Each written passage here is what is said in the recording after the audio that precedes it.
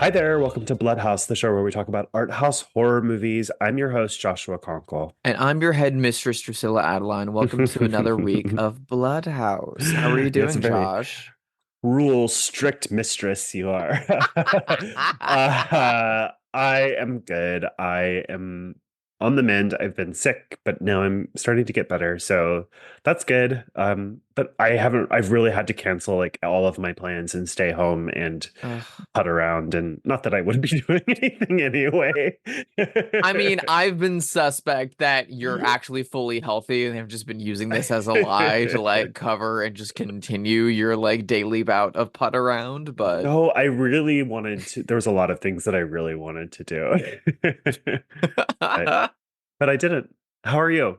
I'm good. I just got back up from like an extended weekend down in Long Beach with my mother was visiting, and so my girlfriend and some friends and I all went down there to meet her, and kind of spend the weekend down there. It was really, really lovely. I adore Long Beach. It was inadvertently during Long Beach Pride, which was not Mm. planned. My mother just chose this weekend and Hmm. decided that on top of that was where she was gonna stay. I guess she's sick of coming up to LA and Glendale. Um and so we kind of drove into town being like, oh, there's like pride banners everywhere. But I guess that's happening in June. Okay, whatever. Um and like rainbow flags everywhere, and it's like, oh, huh. A lot of very like pro-gay businesses around here. That's cute. That's nice. That's whatever. And then like everyone we talked to was like, it's Pride weekend. It's about to get fucking crazy. And we were like, oh, that explains that. Um, Yeah, but we all had a really good time. Have you watched anything while you've been on your deathbed of late, Josh? I did. I'm a little bit hesitant to talk about it only because people love this movie and I wanted to see it for such a long time and I didn't love it as much as other Oh people, but no. I watched the movie Sorcerer by William Friedkin from Oh yeah. 1977. Um, I was not that into it. I think it's very well made, but it's just like not the kind of story that I'm interested in. It's like guns and terrorists and like but all the set pieces are super stressful and good, but I just wasn't that interested in it, frankly. And then also the movie doesn't start until an hour in. The Yeah. inciting incident happens at minute 60 and it's a 2-hour movie. So I was like, put this at minute 15 and now we're talking. You know what I mean? I think Sorcerer is very interesting, and I have a story I can tell if we're open to it about it. But I for me the big selling point is the Tangerine Dream soundtrack to that movie, Hmm. which Hmm. is fucking phenomenal and makes all of those great set pieces as amazing as they are. Um, my question for you is Sorcerer is a remake. Have you seen the original film it's based on, The Wages of Fear? No, I haven't, but I did a Okay. deep dive on Letterbox, and a lot of people who don't like Sorcerer are like, I don't like this because I just watched The Wages of Fear, and this is garbage by comparison. Okay, so I watched The Wages of Fear in high school. I Hmm. fucking love that movie. And your like first complaint about Sorcerer is that it starts at an hour in. Um, is that because you get like the exposition on every single character and what their life was like The before they exposition is end its up. own movie. It's one half of the movie. Yeah, it's really long. Um, and I also didn't dig that when I saw it because I had seen it after Yeah. Wages of Fear. Wages of Fear like starts from the point of we're all stuck here, we can't leave. There's a thing happening up on the hill. We all need a job, we all need money. Let's fucking go. That sounds good Um, to me. and it's longer than Sorcerer. I don't mind long. I'm It's like happy two to and a stick half around. hours. It Yeah. stars French political and chanteuse icon Yves Montand from the movie Hmm. Z. Um, it's really fucking good. If so, I'm there's someone out there made a fan edit of Wages of Fear, but with the Tangerine Dream score from Sorcerer, Ooh. and it fucking rules. I don't know. Sorcerer, it does have a very specific fan base now. It flopped It big seems like time it's when it been came out. reappraised, right? It about 10 years ago it got reappraised. And it very much like LA film bros like love it. People who like their letterbox top four includes like Heat and Hmm. like Firewalk with Taxi Me and Driver fans. exactly. They fucking lose their minds Okay. over Sorcerer. And Sorcerer's fun. Sorcerer's cool. I thought it was very well directed. I think the script is the problem. Yeah. It was originally supposed to star Steve McQueen, which I think is the other problem. Oh, that would have been good. I love Roy Scheider. He's no Steve McQueen. No, he's Um, not. that would have been a very different movie. And the reason it didn't star Steve McQueen was because McQueen had just married Ali McGraw, who Hmm. he did The Getaway with. Uh, and Steve McQueen was like, "Yeah, sure, I'll travel down to South America to go do your big movie if my wife can have a part in it and we can do it together." And Friedkin was like, "Nah, there's not really a part in it for abroad." And so he was like, "Okay, fuck you then."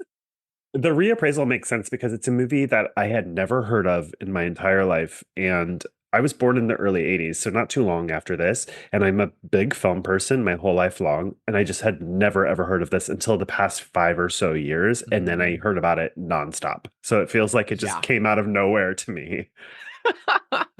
I'm glad you watched it. I'm glad you at least can like now get it Well, I was and just have your own disappointed because stance on it. I expected to love it because of the hype, and I do Mm. love Friedkin. I love The Exorcist and Cruising and Bug. To live and die Um, in LA. yeah, but I just wasn't that into this. I think you should check out Wages of Fear. I think you'd I have a will. lot more fun with it. It's a Yeah. lot more up your alley. My little story is that I got hired to do the soundtrack art for the vinyl release of Oh. Sorcerer years ago. It was like one of my first big gigs. Um, and the label loved it, and the studios loved it, and it was about to go to print, and then Friedkin stepped in and killed it. Um, Oh. and I never got paid a kill fee for Oh, it. I'm And so sorry. for years, I would joke that William Friedkin owes me money. Um, and he went to the grave owing me money. Yeah, you should call his estate and get that cash. I will say I do enjoy the font of the movie, and Oh yeah. the title and font calls to mind like sword and sorcery movies, which I love from the 80s. And Joel is actually thinking about watching this, and he found out it was not a sword and sorcery movie like Oh, Conan, poor and he was like, boy. "Oh, never mind," and Oh, then it's about like left the trucks? room. No. Yeah, exactly. Slow moving trucks? No, thank you. If it was like Red Sonja, I think we would both be more excited. I will say the title choice of Sorcerer really fucking hurt it. Because It's wild. It's a wild choice. it's a wild choice. I get like that's the name of the truck, but like guys. Yeah. Um How about you? Anything good? I rewatched a movie this week. So this was something that I know you were invited to, but you were I'm using massive air quotes here. Sick. Literally giant fever, sweating, hallucinating, could not get Sure, out of bed. whatever. But go Okay, on. Fauci, I was sure. so upset that I did not go to this. No, I know you were very, very, very, very ill. Um, friend of ours and friend of the podcast, Michael Kennedy, put on a little private screening um of the Ronnie Yu 1998 horror blockbuster Bride of Chucky. Um and it was a goddamn delight, and he was able to get in attendance some individuals from the movie, including Nick Stabile, who is the lead in the film, along with Don Mancini, the writer and the creator of the whole Chucky universe, and the icon herself, Jennifer Tilly. Oh. Um, it was an incredible night. It was a who's who of like Bloodhouse guests because like BJ Colangelo was there. Yeah. Nay was there, a Yeah. whole like great slew of people. Um, and everyone that wasn't like, oh, someone that I know from Bloodhouse or something like that, it was people that like, oh, you wrote Scream. Okay, hi, Kevin. Like Yeah. Yeah. very, very, very big room of people, and it was so fun to get to watch that movie again. Like, I never got to see it on a big screen. I grew up watching it. Yeah. Um, I never got to see any Chucky movies on the big screen. Um, like on TV growing up, and I always loved it. It's so precious to get to see Alexis Arquette on screen again. Oh yeah, I Um, forgot that she was in that. and John Ritter, and everyone shared such lovely stories about Alexis and John. Um, and it was just such a delight to watch Jennifer Tilly filming the screen on her phone whenever she came on screen. She was a goddamn delight and absolutely owned the room the moment she stepped foot into it. It I was great. would have loved to have been there, of course. I think Michael Kennedy, for anyone who doesn't know, is the screenwriter of Freaky and It's a Wonderful Knife, and he's my bestie. And he has been curating a Friday night queer horror night at Soho House, which is like a very posh members only club here in Los Angeles. There's one in New York as well. Um, but I was really sad to miss this one, not just because I love that movie and all the people that were there, and I would love to meet those famous people, but because I think it's the last one that's open to non-members of Soho House. So I think going forward, only Soho House members can go, Oh, which I am really? not. Yeah, it costs about $3,000 a year to be a member of Soho House. So That's insane. it is like a rich people thing. Um, so yeah, I don't think I'm gonna ever get to go, and I'm super bummed about that. But it's a cool LA thing, like it's Yeah. one of the reasons to live in LA is shit like that. It was one of the most, maybe the single most LA night I've ever had in my entire life. Like, it's like valet only to get into. It's Yeah, like so posh, so bougie. It was such a delight. Afterwards, I ran into a friend, and he was like, "Oh, what were you guys just up to tonight?" And I told him, and he was like, "I've never been to a Soho House in my life, and my mother is a member." yeah. He was like, "She goes all the time," and she's like, "You can't come." I've been there for like lunch meetings and stuff with people who are members. It's pretty Yeah, nice. it's pretty swanky. Um, yeah. I also, Don Mancini is such a nice person. I've met him a few times, and the thing that I He's a love about saint. like I'm like so on Chucky stuff. I mean, I like it enough, but like I'm not a huge fan. But the thing I do love about it is that everyone who touches that property, be it the TV show or any of the movies, they all love him and they seem like a big happy family, and they all come out and everyone just seems to really love working on those movies and that show. Yeah, it really, really, really shows. I mean, they were talking about how when they made Bride of Chucky that Jennifer Tilly stayed like late every single day to like do everyone's asides on camera, and like even when she didn't have to, like they just love him. He's such a fucking delight. He showed up Yeah. wearing a t-shirt of the Anthony Hopkins movie Magic, which is a great That's a killer doll deep movie. cut. Yeah, great movie. um he was an absolute delight, and it was such a lovely night to get to spend with Michael and BJ, and I got to bring Mhm. Ivory, who is a massive fan of the Chucky universe, maybe more so than me, and is a massive fan of Jennifer Tilly. And after she and I getting to work on the like Bound re-release this year and Mhm. do our little photo shoot and stuff like that, it was a Wait, really, really fun moment. did you get to tell Jennifer Tilly that? I didn't. Oh no, The that's such a opportunity never bummer. came up. I know.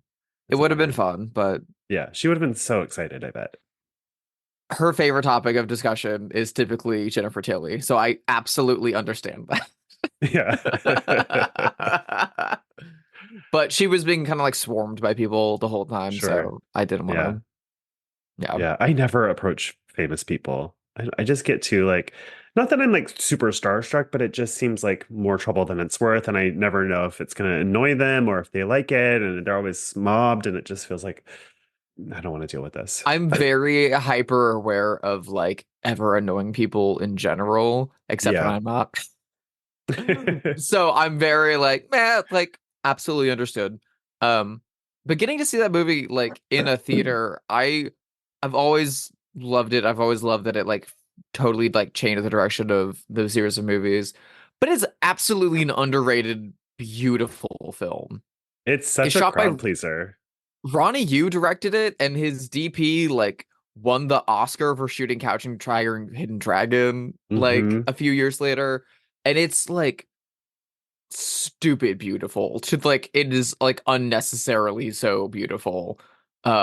It is so amazing. I Yeah. It's such a delight to go see that in theaters rather than just like on grainy VHS tapes for years.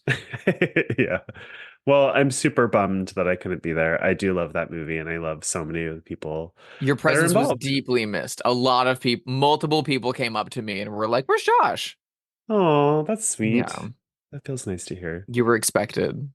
Yeah. Well, too bad I wasn't there. No. Makes you feel bad about lying about having an illness, huh? Yeah.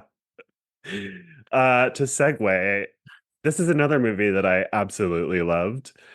It is from 1969, directed by Narciso Ibáñez Serrador. I don't know if I'm saying that right. Probably am not. It is La Residencia, aka The House That Screamed, aka The Finishing School. Behind forbidding walls, the venomous seed of tormented desires grows to a nightmare of unspeakable horror. I must run this establishment with a firm hand.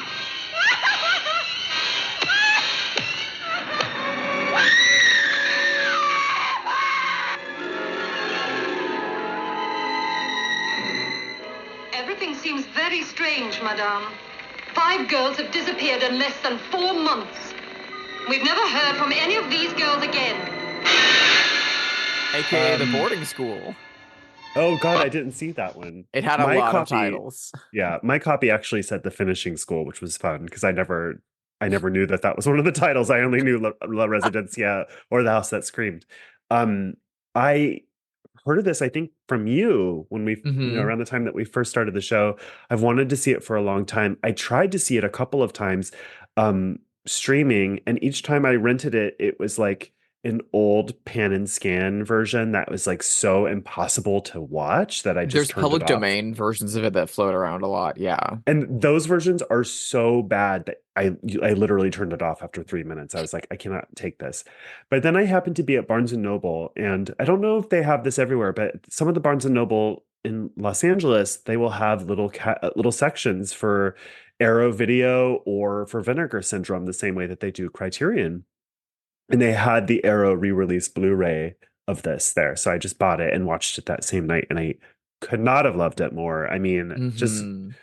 dripping with style, dripping with tone and mood, period costumes that I adore. Just loved it. But when did you first see this? I first heard about it years and years and years ago. And by that I mean like 5 years ago, maybe. Um, 5, 7 years ago. There Yeah. was a like BBC special that I would watch on YouTube hosted by Mark Gatiss called Horror Europa. Hmm. Mark Gatiss had who's the like co-writer and creator of the Sherlock TV series, and he's a very popular actor. He's been in some Mission Impossible movies and stuff. He's a massive horror fan, and he hosted some BBC specials talking about like the history of Hammer horror and British horror, and then he did one specifically on European horror from like the end of World War II up until like the end of the 70s. And so he like interviewed the director of Daughters of Darkness at the original location of Daughters of Darkness and all this stuff. And when he got to talking about important Spanish horror, the only film he had to discuss was La Residencia. And I was like super enamored by the little bits that they showed from it. Um, and he talked about how it was a huge influence on Suspiria. I think they even had interviews with Argento talking about how he was a big fan of this movie. Yeah, And so it immediately ratcheted up my list. And then I found out that I think Scream Factory had put it out at one they point. did. Yeah, before. And so I picked that up and then just sat on my shelf for years and years and years. And then around the time that Ivor and I first started dating, it was a lot of like excitement over like what's some stuff on my shelf that neither of us have seen that feels like a cozy, fun, spooky time in. Hmm. And I was like, this one looks great. I know nothing about it. Let's go. And we both ate it up with a spoon. Unfortunately, as much as I love the Mark Gatiss special, it spoils the ending for this movie.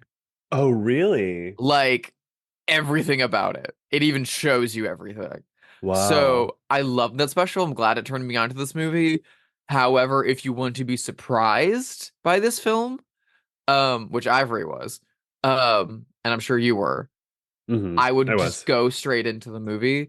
I will also say that the public domain version of this was used by Elvira in one of her like 80s specials, and that That's fun. episode is available on Peacock. It's like the very first episode of like Elvira's like Midnight Madness or whatever. And you Ooh, can, if you fun. want to watch the public domain version, you can watch it with Elvira interstitials from the 80s That over sounds on really Peacock. fun. And that's like the best way of doing it.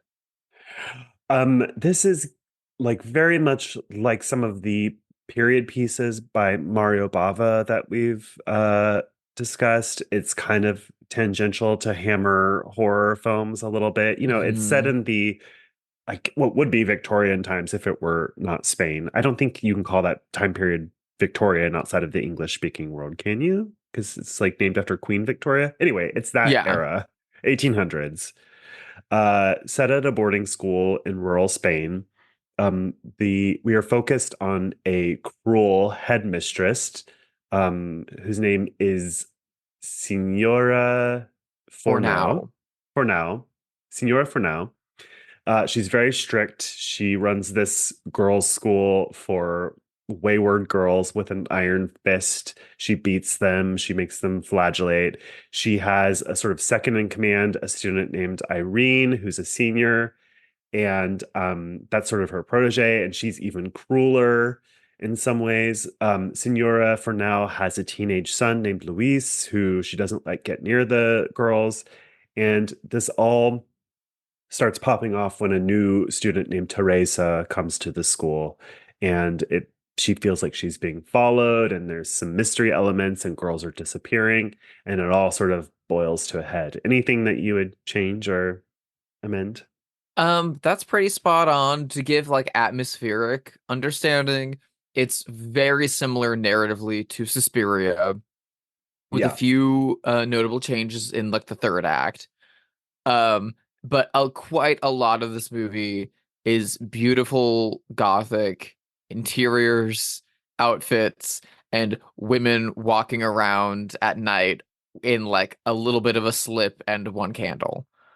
it's Um, sort of dykey too in a good way, like because it's a girls' school and there's Oh, some like it's whippings very and sapphic. It's very sapphic. Iran, who's the like second in command, and who's the one who's charged with whipping the other girls as punishment, has her own two second in command that holds the girls down while she whips them. And Irene takes a lot of pleasure in this. And she also like has kind of like a secret clubhouse hangout in the school too with her girls, and she like does these like charcoal illustrations of nude women like laying together and stuff. She's very gay, and Miss Fornow kind of takes voyeuristic pleasure in like making them do this and watching this, while yeah, she herself kind of has her own pseudo incestuous relationship with her son Luis, because no woman is good enough for him. yeah. And this is Hashtag also boy mom. this is also essentially like a reform school. It's for bad girls or like wayward Hmm. girls. So you're getting like an 1800s version of reform school girls, basically. So these are Oh, very not much like so. good Christian girls from nice family. These are girls where like you don't know where to put them. And Miss Um, Fornow is played by Lily Palmer, famously from the most sapphic girls' boarding school movie ever, Mädchen in Uniform, with mhm. Romy Schneider, which is literally like the girl at boarding school who has a crush on her one kind, lovely headmistress. And oh, what if things go just a little too far? It's very much Ooh, that that. sounds good. It's great. Lily Palmer again is the teacher in that scenario. She was also in like Hitchcock's Secret Agent, and she did a lot of classic Hollywood films like Body and Soul and Cloak and Dagger. And then had a big Euro art house career. Um, but by the late 60s, early 70s, she started doing a lot more genre films, and this is maybe the pinnacle of those. Yeah. This is I also the first Spanish movie that was made for an English market. You know, it's mm-hmm. dubbed in English the way that we expect Italian movies to always be from this era. This was the first Spanish film to do that. Distributed, as many movies we discuss from Europe are, by AIP in the United States, and they changed the title from La Residencia to The House That Screamed, which I think R.I.P. is a Roger great Corman. title. AIP was Yeah. the fucking best. I know, R.I.P. Roger Corman. We love AIP. um, I I discovered something on the rewatch of this movie because I popped in the Arrow Blu-ray. So when I watched this movie the first time, I loved it so much that I sold my Shout Factory one and bought the new Arrow one The because it Arrow was restoration is gorgeous. it's a fucking massive step up from the Shout one, which was rough. Yeah. The Arrow restoration is fucking phenomenal. But I watched it with the commentary track, and they talked about how Narciso Cerrador, also known as Chicho Cerrador, kind of like colloquially, kind of the same way that we call James Stewart Jimmy Stewart, everyone just calls him Jimmy Stewart, Hmm. Hmm. um, is like a big household name in Spain, and is kind of viewed as Spain's answer to Hitchcock or Rod Serling. Oh, Um, really? he only made two movies. He made this, and he made Who Could Kill a Child. Um, Oh, I love that movie. hmm But he's most well known for a TV show that he made in Spain that ran from like the early 60s into the 70s, and then had like an 80s revival, and then has since been revived by Alex de la Iglesia, who made oh god, the movie that we did around Christmas a few years ago. Oh, Dave the Beast? Dave the Beast, he revived it like in 2019 for Amazon. But the show is called Tales to Keep You Awake. Hmm. The original Spanish title translates to something like Tales to Have No Sleep or something like that. Um, Okay.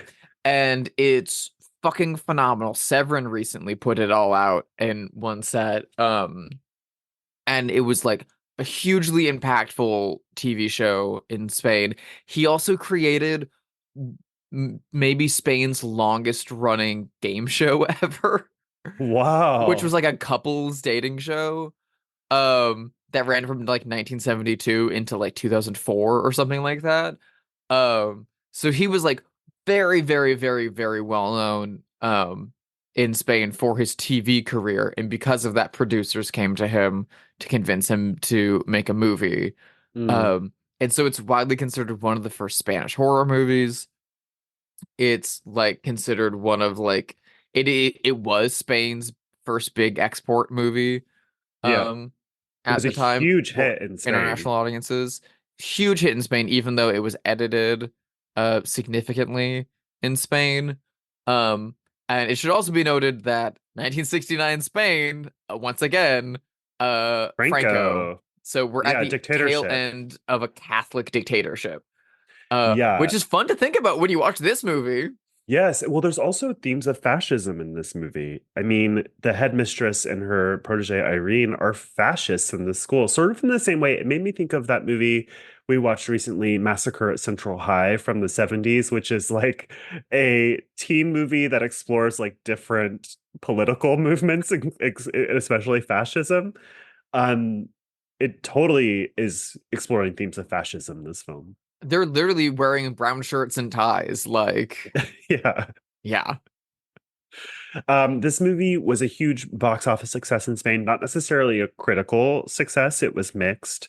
And one prominent critics, I'm not going to use this word, but they said it was like feeding the R word that people used to use for developmentally disabled people. Yeah. So calling the fans of this movie that word. Um, That's fucked. yeah, yeah, not beloved by critics, this movie, but you know, some of the best things aren't. And that's a tale as old as time in horror, especially.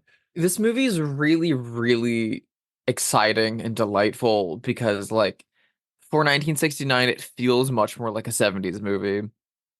But it Well, the also, ending especially is like very ahead of its time because it has a trashy ending that will it's sort of become common in the 70s and 80s, but it's at got like this a time Frank it's like Henenlotter ending. yeah. Like, It goes for it. I mean, you can definitely see the influence on Pieces, which is like basically takes this idea and runs with it. Yeah, which is also a Spanish production. It Yeah. also like you can see its influence on like Lucky McKee's May, Mhm. real big time. What I love about this movie feels like a missing link, Yeah, it in kind really of the does. whole in the horror landscape because there's like the tentpole movies that kind of like change the way the flow of like horror as a language and like the kinds of stories that are told. So there's a lot of the like Universal Gothic movies. And then following the war, those kind of like peter out and flow into the Atomic Age movies. And then it's a mixture of Hammer in the late 50s, Mario Bava in Italy in the late 50s, early 60s, and Roger Corman in America in the late 50s, early 60s that usher in the like lush gothic horror. It's bringing in like Technicolor and blood and cleavage, not boobs, but cleavage, Mhm. like implying sex and getting all of that. Um, and those movies really start pushing the envelope. And then there's like, and then it feels like stuff like, well, obviously it's like Psycho also happened in 1960. And then it kind of feels like, okay, and then we get to the early 70s and Texas Chainsaw Massacre and Black Sunday and Black Christmas and like all of these movies are like fucking going for it. Yeah. And then we get like Dario Argento pushing past Mario Bava with Birth of Crystal Plumage and Suspiria and Deep Red. And La Residencia is literally like the glue that holds those two ideas together. It is doing Psycho, it is doing Hammer, it is doing Roger Corman, it's doing Mario Bava, but it's also prefiguring Texas Chainsaw and Black Christmas and Suspiria significantly. Um, Yeah. To your point, it is effectively a slasher. We have girls that are disappearing one by one. It's definitely not a giallo because we don't have like a gloved killer. You know, that it doesn't I mean, I guess you can make an argument that it's giallo, but not really. It doesn't feel like that.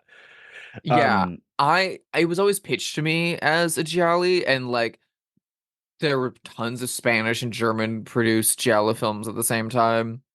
And it does have like some of the hallmarks of that, but rhythmically and tonally, it's a lot closer to Black Christmas or to fucking like Vincent Price, Edgar Allan Poe movie. yeah. Yeah, I mean, I think you're right. I mean, whenever we talk about the Europeans at that time in the 60s, right? They were responding to the British Hammer movies and they kind of turned up the style a little bit. And then that kind of turned into giallo, which turned into slashers, and this definitely feels like a transitional thing between those I and eras. those kind of movies are such a little sweet spot, and there wasn't a ton of them, and they always feel like magic little gems to me because you get all the prurient stuff of the slasher, you get all the extremism and the grindhouse stuff of the slasher, but you still get all of the style and coziness and fun of the gothic. And this would pair so fucking well with Black Christmas. They're both about a bunch of girls stuck together Hmm. going missing. They don't know that they're being murdered. They just know that they're going missing. We know that there is some kind of someone watching them from the walls. But the other thing it would pair pretty well with on the other end, if you want to go earlier, is the whip in the body. You know, Oh like yeah. it kind of can go either direction in time. This has some really fun trashy elements that I'm just remembering now. Like, so it's a girls' school, so there's only women around. But there's a man who comes to deliver things every other week or whatever, and the girls Have worked draw out a system straws together. Yeah. to like they take turns like going into the barn to fuck this guy, which is Yeah. great. And it's like I love this movie because the girls have their own ecosystem Yeah. that like Lily Palmer kind like has control over when she's around. But when she's not around, they have their own world that they put on the like marching in line and doing staying good girls for her. As soon as she's gone, they've got their own. It's almost feels like a prison movie in some extent. 'Cause there's a Yeah, lot of that's what I mean. discussion It's like of reform school girls or escaping, something. and like they do like they've got their work in the kitchen that they can kind of sneak in and out around of. I love their kind of like routine regimented like, well, it's time to fuck him. Like, Yeah, because they need it. It's like, one of them even says, like, I wouldn't think he was handsome if I weren't here, where it's yeah. only women all the time. You know They what I also mean? say that like, you can go so long without food, but you can't go so long without sex. Yeah. And there's also a lot of like just genuine like outside of the horror element of it all, like teenage connection and like the same way that teenage girls joke about sex. There's a scene of them like working out in the greenhouse, like potting plants and stuff like that, just constantly making sexual innuendo. And we also get like, you know, the one boy in the school peeping on them when they have their weekly shower day, which is just like, 20 Which is years the ahead of headmistress's Porky's. son. Yeah. Yes. But I just love when they're like, it's Tuesday, it's bathing day. What are they gonna do? Oh my God, Drew, this is a tangent, but I am so glad you brought up Porky's just now because do you know you cannot find Porky's anywhere? I looked a few months ago and it's not on any streaming service, even to rent. Like you can't even pay to watch it. But when I was little in the 80s, it was like Porky's was so everywhere. huge. And it Yeah. was like a little kid. I was a little kid, of course. And it was like, my dad has Porky's on VHS. And it was like seen as a porno movie because it's so sexual, obviously. And I've been really wanting to rewatch it. And it's just like, once again, movies are disappearing in the streaming era. Like you can't get it. Porky's was produced and distributed by 20th Century Fox, who is now owned by Disney. Oh, yes, you're right. And they have kind of like pulled back a lot of those movies that they find racy. Also, like Porky's is aged like fucking milk, in the same way that Revenge of the I'm Nerds has. sure. Both of Yes, which are I'm owned by sure. Fox, both of which are Yeah. hard to come by. I um Ivory went to a little like pop-up event that our friend Linda, aka Creepy Gals, was hosting, and that Mhm. our friend Matt Landsman and the Be Kind video team was also working at, and multiple people were going up to him at the Be Kind table because they also sell and rent DVDs at the store, Yeah, asking if they had copies of 28 Days Later. Because 28 Days Later is also impossible to get a hold of. You can't rent it. It's not available streaming. that's Also, because crazy. it's It's from about to get a Fox. sequel. Exactly. I You mean, can't you get can a make copy money of it. off of that so easily. Yeah, you can't even rent it. You can't get a copy of it anywhere. That's crazy. I need to go just buy an old DVD of Porky's because I really want There's to an see it. Arrow Blu-ray of Porky's. Oh, okay. Well, there it is. Yeah. I gotta get that. I mean, the thing is, like, same with Revenge of the Nerds. Like, I know that those have aged like milk, but for me, that's kind of weirdly more of a reason to rewatch them because, in an academic way, it's kind of interesting. Absolutely. You know? That like we thought this was okay, and it's so Yeah. weird to watch those scenes in La Residencia and be like, yeah, this is fucking creepy. This is meant to be fucking creepy. And then you watch it in Porky's, and it's like, you've got, I don't know, fucking Bruce Springsteen or so on the soundtrack, and the boys are like, oh, yeah, baby, and you're like, oh, is this fun? Okay, I guess Yeah. this is fun. Yeah. And there's also Porky's 2 the next day. There's a few of them, I believe, but go on. Which are directed by Bob Clark, the director of Black Christmas. Yeah. Starring Kim Cattrall. That's where she got her big start, was Oh Porky's. my God, I didn't know that. Holy think that's shit. right. We've talked about Kim Cattrall a lot on the podcast of late. I know, we have. Weird. It's so weird. Well, welcome to Control Cast. Yeah. This episode, La Residencia. Do you think Kim Cattrall went to a boarding school? Go. Did you ever want to go to a boarding school when you were a kid? Abso-fucking-lutely. I Me wanted too. to get wanted away to from go my household. so bad. Me too. I wanted to go so bad, and they looked so beautiful. Like big stately buildings with ivy. Like I'd never seen that as a child in poverty. I just like wanted to be a rich kid far away so badly. It's such a popular thing in Europe, and especially like kids' books and stories. But also, like, if you read the biography of any like British man who is like prominent from the 19th century, 20th century, they always talk about, and then I had my boarding school days. Father whisked me off, and I didn't see him for 8 years. And while I was there, I was bumpered by 12 different boys once a term. They would take me into a coat closet, but we don't talk about that now. And you're like, oh, okay. If I was a rich parent, my kids would be at boarding school with such a quickness. I and I know this because if Edie even slightly annoys me, Edie is my dog, if you're new to the show. If she even like annoys me a little bit, she is straight to daycare. Like, like get out of my hair for the day. You are absolutely anti-mame. You are living your own life, and Dennis can go to boarding school. And then when he comes back a Republican, you're like, what happened? What happened? Anyway, the house that screamed. Well, you know, we've given you multiple options to watch this movie.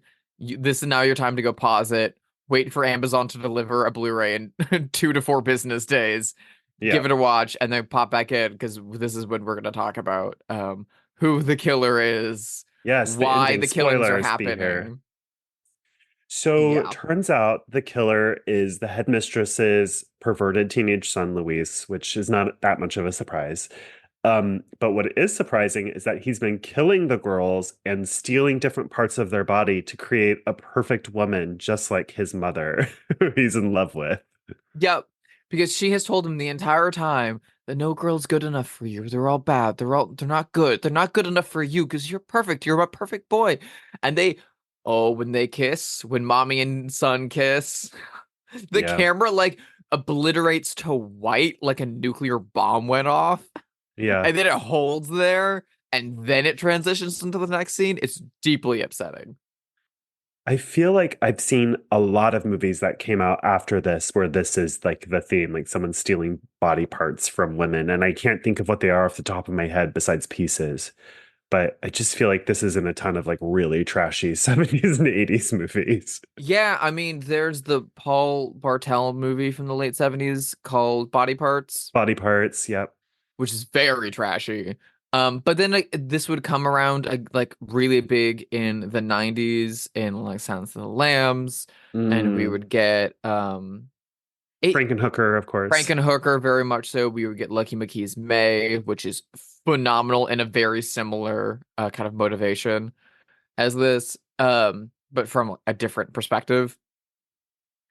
It's very interesting because a lot of the time it's presented as the like Ed Gein of it all, of like he trying to build himself a lady suit, he trying to It's like get into the skin of a Frankenstein-y. woman. Yeah, it's usually presented as like some kind of like trans horror narrative. Yes. But it's interesting to see it as like, no, I just want to make a Frankenstein fuck doll. Yeah, it seems like he doesn't think that this thing is going to come to life. It seems like he's making a fuck doll, yeah, out of body parts. And they're decaying pretty rapidly. Yeah, like Luis, use your imagination, you know? You don't have to kill people. You can just hang out with Pamela or whatever you want to call your hand, dude. Yeah. I should also note that Louis is played by John Mulder Brown, who's a British actor who I mostly know from the movie Deep End, which came out after this, in which he also plays an obsessive teen boy, sexually obsessed with a girl.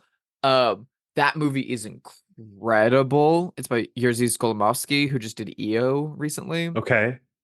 But he was also in like Beckett and Ludwig and like Vampire Circus. So he was like in a lot of like very well regarded Vampire Circus. Very well regarded. Vampire like, Circus is so demented and fun. it's so fun.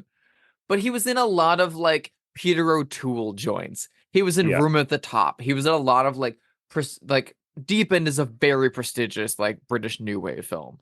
And so we only get a little bit of him in La Resentia, but he is such a sleazy little perv in this film. Well, yes, but he also plays it really innocent. He plays it like he's 12 or something, like Little Lord Fauntleroy. He's giving like bad seed kind of energy. One of my favorite things about his casting is that you can't tell what age he is. So like you could buy that he's like 10 or 12, but you could also buy that he's like nearly 20. Yeah. And he's just coddled by mommy. and he's living and traveling in the walls like Roach from People Under the Stairs. And he does have like a romantic relationship with one of the girls. That's how we're sort of introduced to him, I think. Mhm. Um, but I don't know if that relationship is sexual or if it's just like pecs and innocent.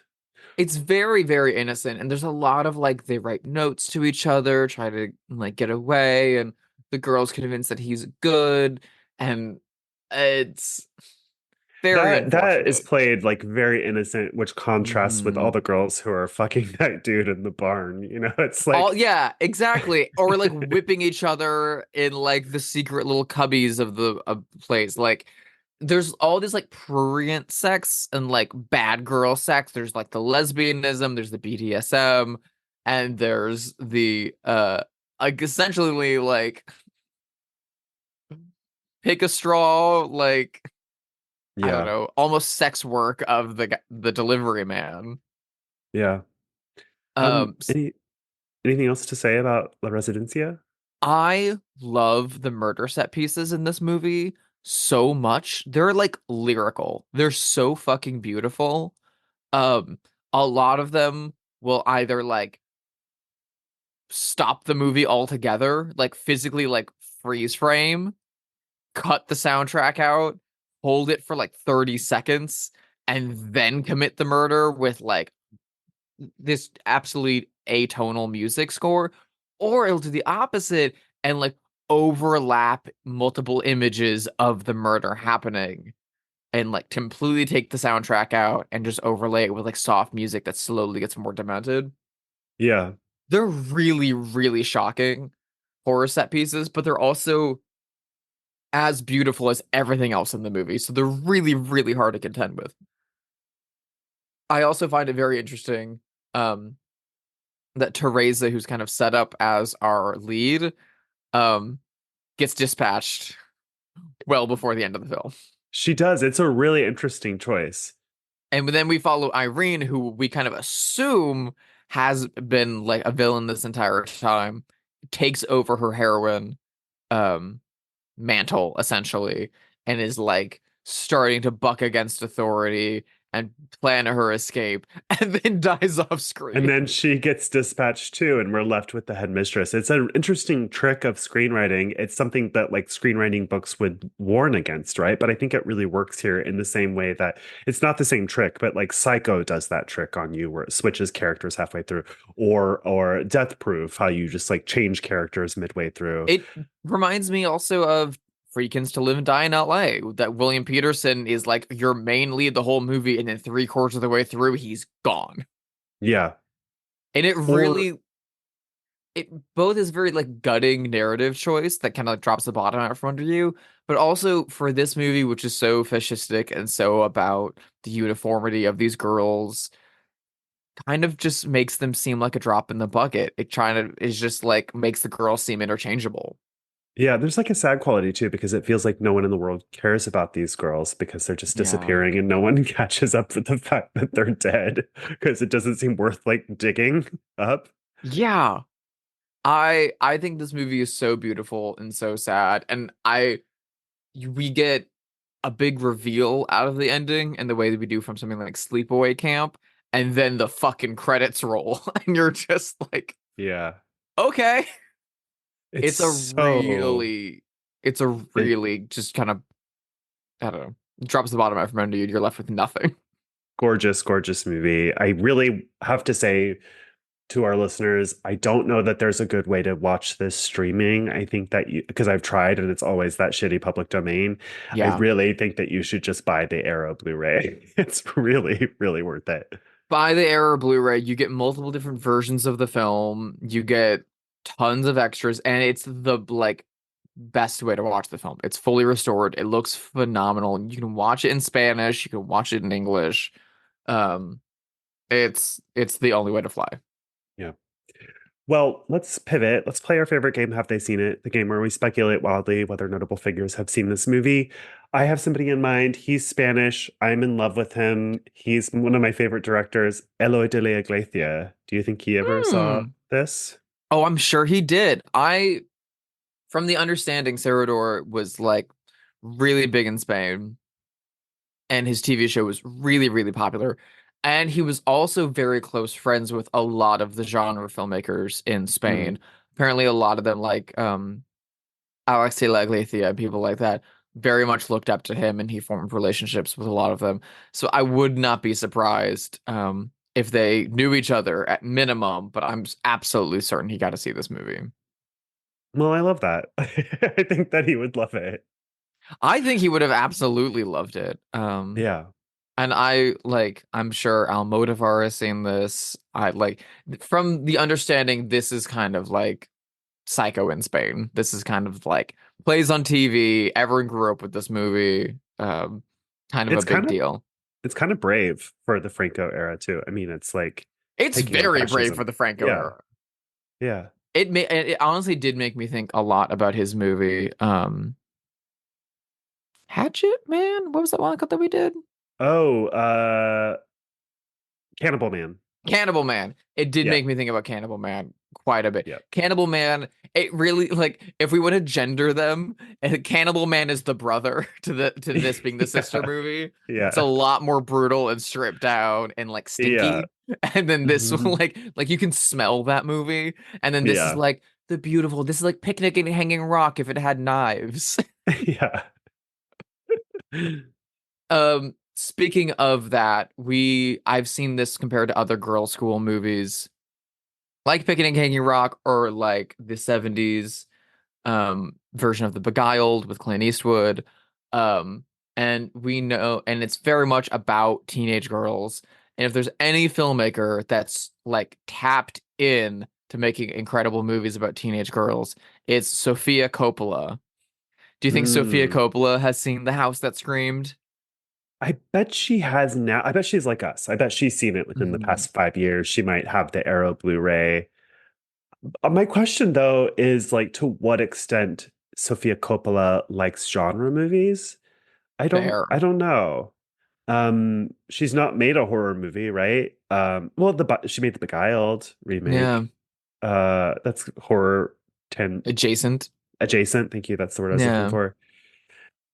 So I don't know. I think that she would love it because it's got beautiful dresses and a beautiful set, and it's about women who are young, and misunderstood. So I think it's definitely in her wheelhouse. So I'm gonna say Eileen, yes. Yeah, I feel like in a world in which she is watching horror movies, I don't think she's watching a ton of them, but I do think she's watching gorgeous gothic horror movies in the 60s. I feel like Yeah. if Sofia Coppola had to like program a horror series on TCM or something like that, it would be mostly Hammer films. Yeah. And I feel like this would be up there. I feel like she would program this and Picnic at Hanging Rock and like Twins of Evil or something like that. Yeah. Um, This is somebody that I follow on Instagram who's insane and I love her. I don't think she's Spanish, but she is a native Spanish speaker, of course. I'm talking about, of course, the one and only, no second name needed, Charo.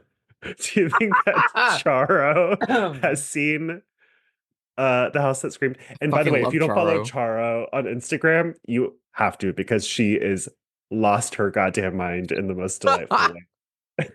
How old is Charo now? Very old, maybe 80. Yeah, Looks great. my grandfather would talk about Charo. Yeah, I mean, she's Yeah, of that era. She's from like yeah. the silent generation. Not even a boomer, but like older. Um, I don't think Charo has seen this. I Mm. think Charo watches Conti Floss movies. Yeah, I think that's fair.